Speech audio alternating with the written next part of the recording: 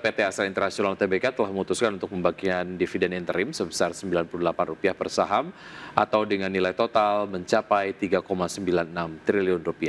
Ya, manajemen perseroan menyampaikan bahwa rencana pembagian dividen interim untuk periode tahun buku 2025 sesuai dengan keputusan direksi yang telah disetujui Dewan Komisaris pada 1 Oktober 2025.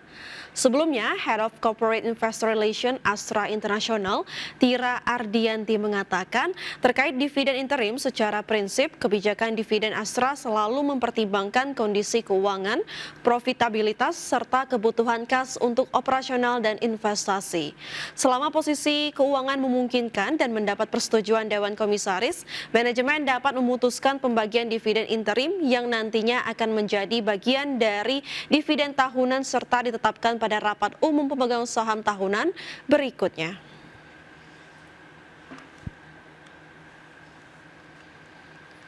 Emiten pertambangan PT Harum Energi Tbk atau HRUM atau Harum mengumumkan rencana pembelian kembali atau buyback saham tanpa persetujuan RUPS.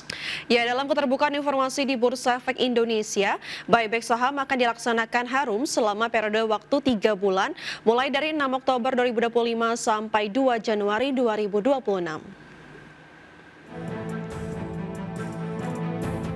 Emiten pertambangan PT Harum Energi Tbk atau dengan kode saham HRUM mengumumkan rencana pembelian kembali atau buyback saham tanpa persetujuan rapat umum pemegang saham atau RUPS.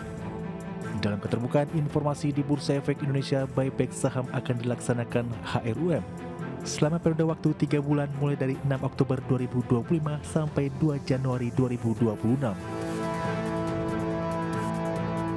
Sementara itu, perkiraan jumlah saham yang akan dibeli kembali oleh HRUM yakni maksimal sebesar 751,7 juta lembar saham atau setara dengan 5,56% dari modal dapatkan dan setor perusahaan.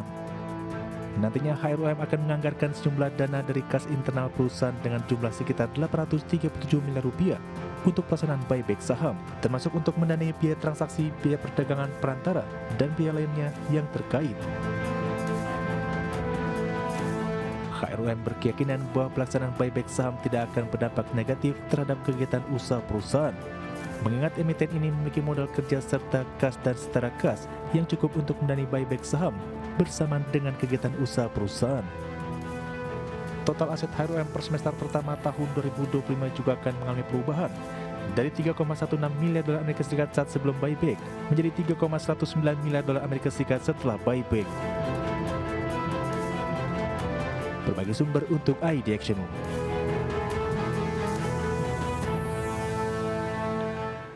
Perusahaan Perkebunan Kelapa Sawit PT Austindo Nusantara Jaya Tbk atau ANJT resmi melepas 2 anak usahanya kepada pihak ketiga non-afiliasi. Transaksi penjualan saham ini dilakukan demi memperkuat posisi keuangan dan meningkatkan efisiensi portofolio investasi perusahaan. Austindo Nusantara Jaya bersama entitas anaknya PT Austindo Nusantara Jaya Agri telah melepas seluruh saham di 2 anak usaha yaitu PT Putra Manunggal Perkasa dan PT Permata Putra Mandiri. Seluruh saham dilepas kepada PT Harmoni Agri Mandiri yang merupakan pihak ketiga non-afiliasi. Transaksi ini meliputi penjualan 1,716 miliar saham di PPM dan 1,952 miliar saham di PMP. Dengan nilai total transaksi mencapai 405,59 miliar rupiah. Penjualan saham PPM senilai 133,43 miliar, sedangkan PMP senilai 272,16 miliar rupiah. Penentuan harga didasarkan pada laporan penilaian independen yang mempertimbangkan aset dan liabilitas termasuk total utang bersih sebesar 1,31 triliun rupiah per Juli 2025. Manajemen ANJT menyebut penjualan ini setara dengan 26,18% dari total aset konsolidasian perseroan per akhir 2024. Melalui langkah ini, ANJT berharap dapat mengoptimalkan fokus bisnis pada entitas dan usaha yang lebih strategis, sekaligus memperkuat struktur keuangan perusahaan ke depan. Berbagai sumber, IDEX Channel. Presiden Federal Reserve Bank of Dallas, Lori Logan, menilai pemangkasan suku bunga pada bulan September sudah tepat, namun menegaskan The Fed perlu ekstra hati-hati agar inflasi tidak semakin sulit dikendalikan. Logan menekankan perlunya kehati-hatian dalam melakukan pemangkasan suku bunga dari titik ini dan memastikan ketepatan kalibrasi kebijakan.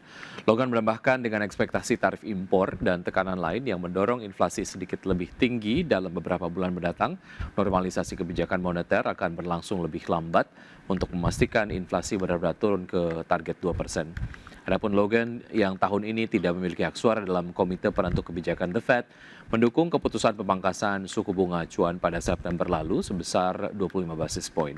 Menurutnya langkah itu merupakan bentuk asuransi menghadapi potensi kenaikan mendadak tingkat pengangguran yang pada Agustus tercatat di angka 4,3%.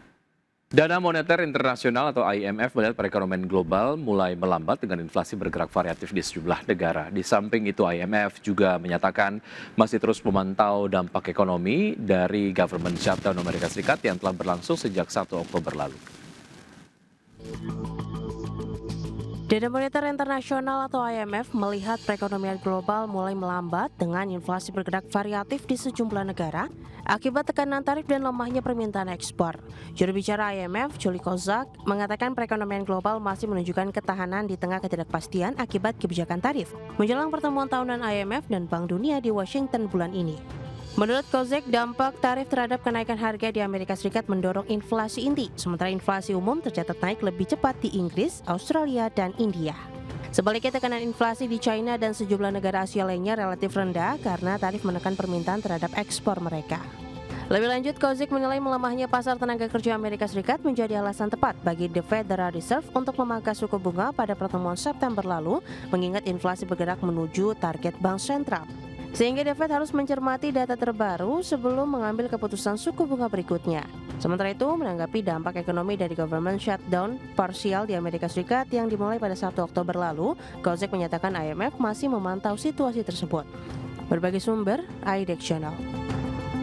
Dalam peringatan HUT ke-80 TNI, Presiden Prabowo Subianto menekankan pentingnya peran TNI dalam menjaga kekayaan alam Indonesia. Ya, di mana sumber daya alam Indonesia adalah aset strategis yang harus dijaga demi kesejahteraan rakyat.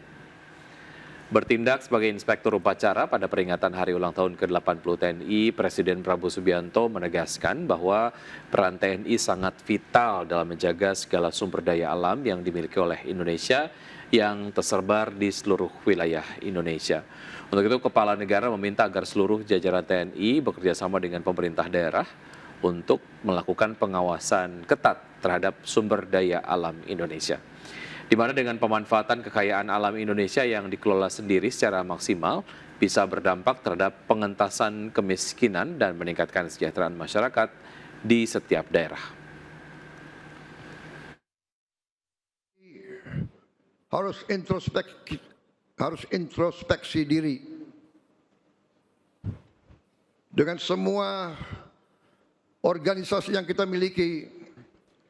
TNI harus tanggap, TNI harus bantu penegak hukum, TNI harus bantu pemerintah daerah, pemerintah pusat untuk menjaga kekayaan kita, sumber daya alam kita. Kekayaan kita harus kita selamatkan, harus kita hemat, harus kita kelola untuk kita hilangkan kemiskinan dari bangsa Indonesia. Kekayaan tersebut sangat penting agar bangsa Indonesia menjadi bangsa yang maju, negara yang modern, negara yang adil dan makmur sesuai cita-cita kebangsaan. Kementerian Perindustrian optimis kontribusi industri manufaktur terhadap produk domestik bruto atau PDB nasional akan meningkat hingga akhir tahun 2025. Keyakinan ini didasari oleh daya tahan atau resiliensi para pelaku industri dalam negeri yang semakin menguat. Menteri Perindustrian Agus Gumiwang Kartasasmita menyampaikan optimisme bahwa kontribusi sektor industri manufaktur terhadap produk domestik bruto atau PDB nasional semakin menguat hingga akhir tahun 2025.